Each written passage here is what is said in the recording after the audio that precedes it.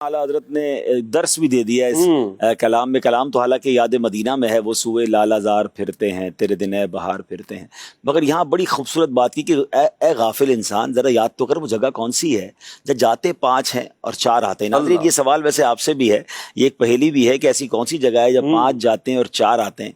तो एक्चुअली ये कब्रिस्तान की बात हो रही है कि एक जनाजे को 4 आदमी कांधा देकर ले जाते हैं, एक खुद मैयत होती है मगर वो 5वें को जाकर डाल के आ जाते हैं, 4 वापस आ जाते हैं, वो तनहा अपनी कब्र में रह जाता है और अब उसके अमाल हैं और उसकी कब्र है। आला हज़रत समझाने कि उस जगह को याद रखना भूलना नहीं कि 4 लेकर जाएंगे हमें मगर छोड़ के आ जाएंगे। 5 जाते हैं 4 फिरते। अच्छा, बुजुर्गों का अंदाज है कि वो अशार में भी इबरत और आखरत की फिक्र, और जहाँ इश्क रसूल की बात हो वहाँ अमीर सुन्नत को भी हम देखते हैं, सैयद आला हज़रत के तो पूरे पूरे कलाम भी इस तरह के हैं जिसमें फिक्र आखरत और सवाब आखरत के बारे में बयान करते हैं। कमाल है आला हज़रत। तो यूँ मैंने कहा ना कि ऐसे ऐसे दर्स देते हैं कि बंदे को झंझोड़ देते हैं। एक पूरा ही कलाम है, वो है ना, राह पुरखार है क्या होना है, पाँव अफगार है क्या होना है, घर भी जाना है मुसाफिर के नहीं, वक्त पे क्या मार है क्या होना है। जिस तरह कब्र आखिरत का इस कलाम में जिक्र है, ऐसे कई कलाम है आला हज़रत के, कम से कम कलाम में एक आधा शेर ऐसा जरूर लाते हैं कि जिससे बंदा हिल जाता है और उसको, यानी बहुत खूबसूरत एक अंदाज है ना कि आपकी बात को सुन रहा है। मिसाल के तौर पर हमें अभी नात खानों के लिए भी एक तरह से दर्स हो गया ना कि नात सुनने के लिए अगर कोई आया है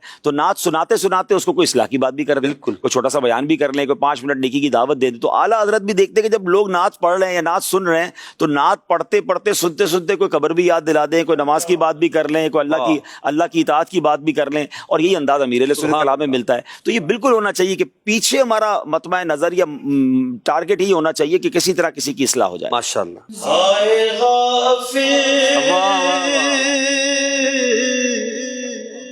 वो क्या जगह है जहां हाय गाफिल, वो क्या जगह है जहां 5 जाते हैं 4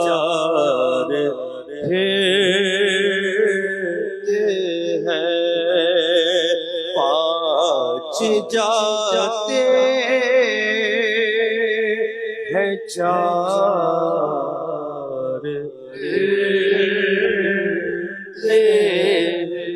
इजाबत और दुआएं, आला हज़रत वाकई कमाल है, वाकई कमाल है, सुभान अल्लाह। अब इजाबत एक्चुअली देखिए, इसको आसान लफ्जों में समझे कि हम कहते हैं ईजाब व कबूल, यानी एक तरफ से जब कोई इल्तिजा की जाए या कोई बात की जाए तो सामने वाला उसको इकरार कर ले, मान ले, उसको ईजाब कहते हैं।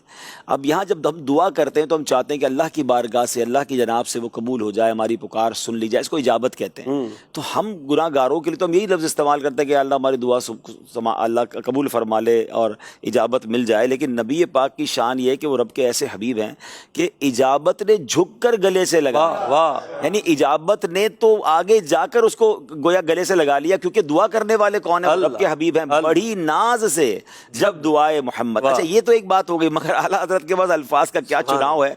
कहते हैं अब इस दुआ को जो हुस्न मिलता है ना कि इजाबत का सेहरा, इनायत का जोड़ा।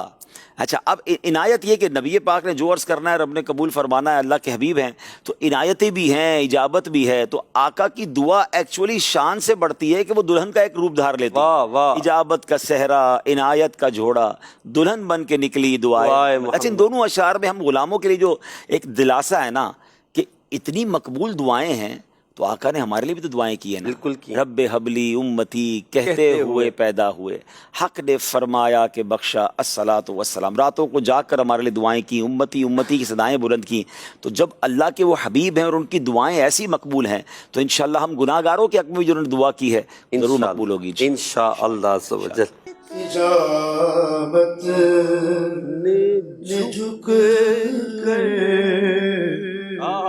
गले से लगाया, इजाबत ने झुक कर गले से लगाया, इजाबत ने झुक कर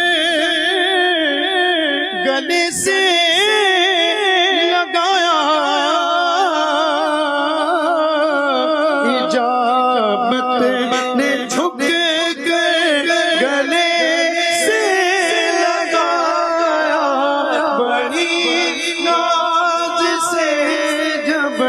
بڑی ناز سے جب دعائے محمد صلی اللہ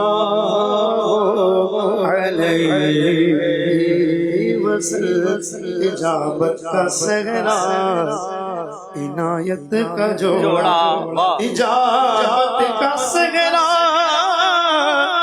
عنایت کا جوڑا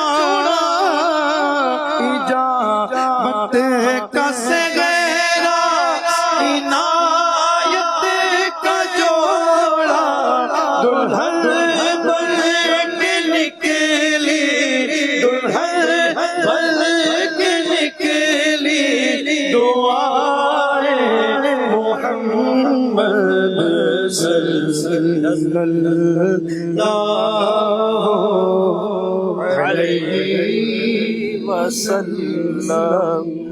نبی پاک قبر میں آئیں گے نا تو پیارے آقا تو کچھ دیر کے لیے کرم فرمائیں گے مگر ان کے قدموں کی برکت سے اب قبر قیامت تک انشاءاللہ روشن ہو جائے سبحان اللہ. نور کے چشمے لہرائیں گے.